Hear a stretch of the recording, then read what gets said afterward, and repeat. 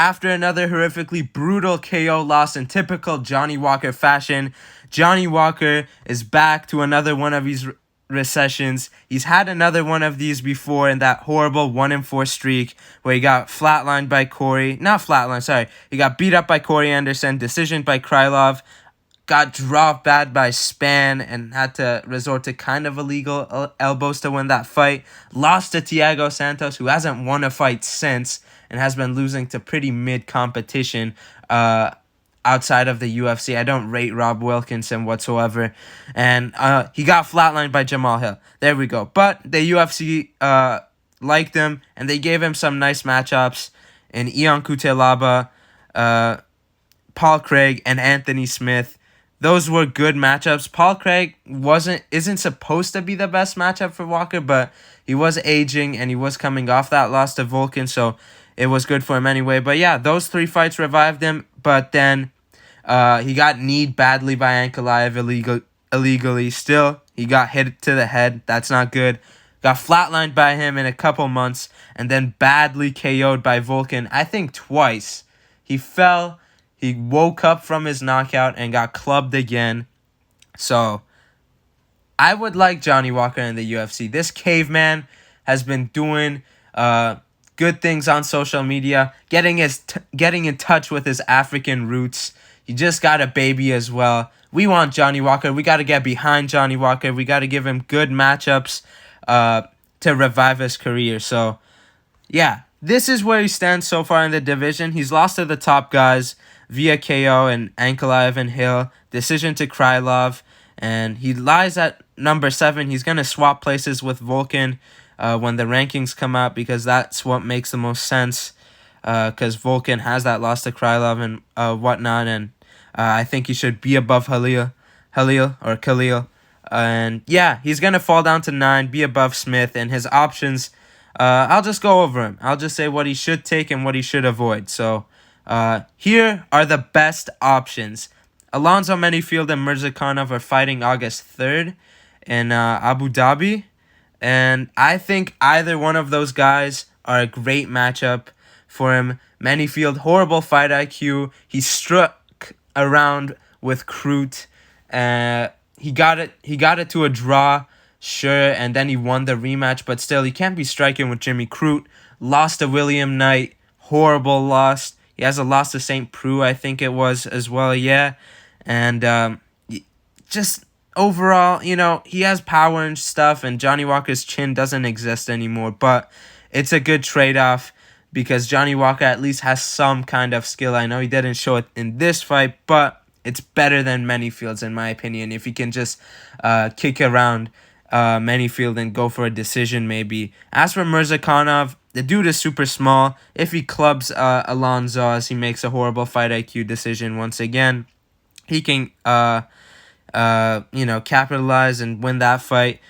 I don't think he can even reach Walker's chin. It doesn't make sense for him to even reach his chin because he's so small for light heavyweight. He should be a middleweight, but it's a good matchup.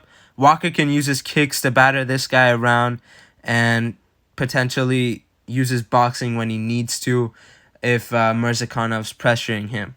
Now, some unranked options in Rodolfo Bellato. This guy's record doesn't speak to his skill set. I don't think he's that good. He almost got battered up by Potieria, who isn't that good. His wins are like Shogun Hua and this Polish dude that he took to a decision. I don't rate him whatsoever, and he got TKO'd. He almost got TKO'd, but then he TKO'd him. If it was any other ref, I think they would have stopped that fight. But yeah, his losses are to Vitor Petrino. That's whatever. I know Petrino lost to Smith and stuff, but it was a guillotine. It's not much. But as for Bellato, his striking is sloppy. He can potentially grapple him and whatnot, but I don't think he will.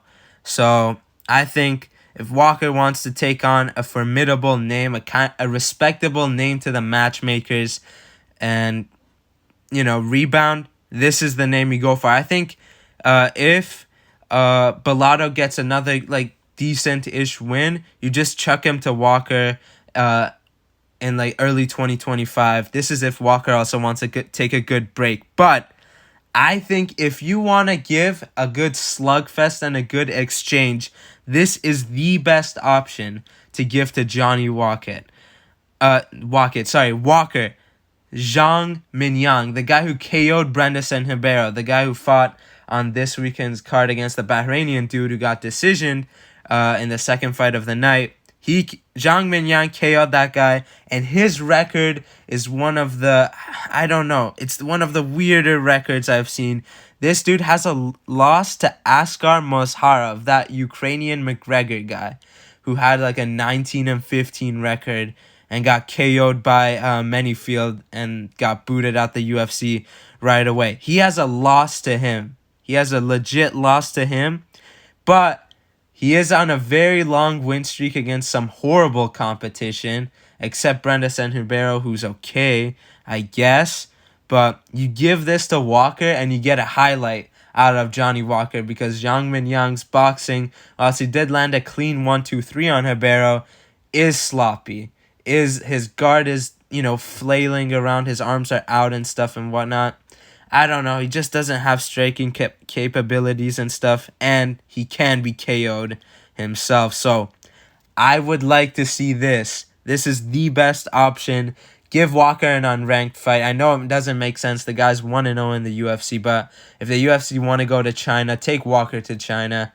And yeah, this is the best option, I think, for Johnny Walker. But there's more than these dudes. So these are some okay options for Johnny Walker. We got Dominic Reyes and Bogdan Guskov. Guskov, whilst he did beat Span, he was under him for way longer than he should have been, and Span was keeping up with his striking for a while until, Span gives up the win, as he has been doing his entire career, giving up free wins. He could have beaten Krylov. He could have beaten Smith in the rematch if he had just done better after that knockdown. And he was beating Guskov, and he was beating Walker. But, he got a win over him. Whatever. He beat Pauga as well. Got subbed by Ozdemir, which in hindsight doesn't look too bad. But he's the way better option than Reyes. And I think they give Walker to Reyes if they want Reyes in the picture. I think Reyes is, chin for chin.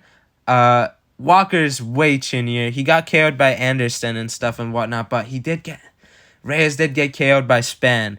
So this could be one of those, if Reyes beats Walker, this could be one of those weird MMA triangles where Walker beats Span beats Reyes, but Reyes beats Walker, something like that. I could see that happening. His counter boxing's good. I could just see Walker walking into something and falling face first. That's a knockout that hasn't happened to him yet. I know the regional one where he got dropped 5 times and stuff, but kind of resembled that. He fell face first and stuff in one of the knockdowns. But in the UFC so far, we haven't seen a face first knockout from Walker. So a good clean counter shot from Reyes could put him down, but Walker does have a very good chance against Reyes, as he can just keep him at range, and even a jab could put down Reyes. Who knows where his chin is, because Jacoby didn't land on him too hard. But out of the okay options, I'd go with Guskov. Maybe he gets another win, and then they give him Walker at the end of the year or January as like a fight night co-main, something like that. But if they kind of don't want Walker around, they force feed him Reyes at the end of the year, at the end of 2024. But if they really don't want him around, they give him these dudes. Khalil Roundtree is way better than the last time he fought. Still overrated, and Hill would have knocked him out. All right? Let's not take that away. Khalil Roundtree is one of the most overrated fighters, but he will KO Johnny Walker right now.